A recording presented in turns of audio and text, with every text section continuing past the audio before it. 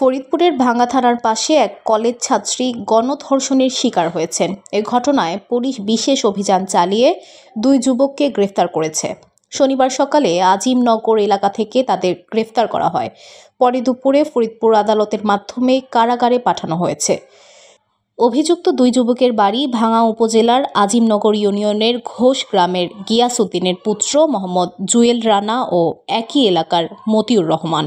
এর আগে ৭ ডিসেম্বর ভুক্তভোগীর বড় বোন বাদী হয়ে ৪ জনকে আসামি করে ভাঙ্গা থানায় একটি মামলা করেন। মামলা সূত্রে জানা গেছে, গত ৪ ডিসেম্বর ভুক্তভোগী কলেজ ছাত্রী ডাক্তার দেখানোর জন্য ফরিদপুরে যায়। সেখানে তার পূর্ব পরিচিত শিলা নামের এক মহিলা ফুসলিয়ে ভাঙ্গা থানার পাশে গ্রিন হাসপাতালের ওপরে ৩ তলায় শিল্পী আফরোজির ফ্ল্যাটে নিয়ে যায়। সেখানে আগে থেকে অবস্থান করা দুই যুবক রাতভর কলেজ ছাত্রীকে জোরপূর্বক গণধর্ষণ করে। পরদিন বিষয়টি তার পরিবারকে জানায়।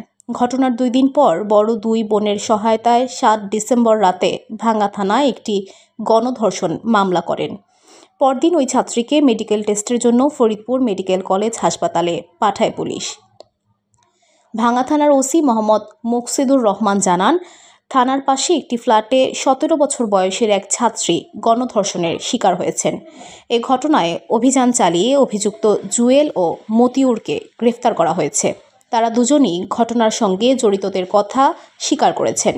অন্য আসামিদেরও গ্রেফতার অভিযান অব্যাহত রয়েছে। VOD Bangla news desk.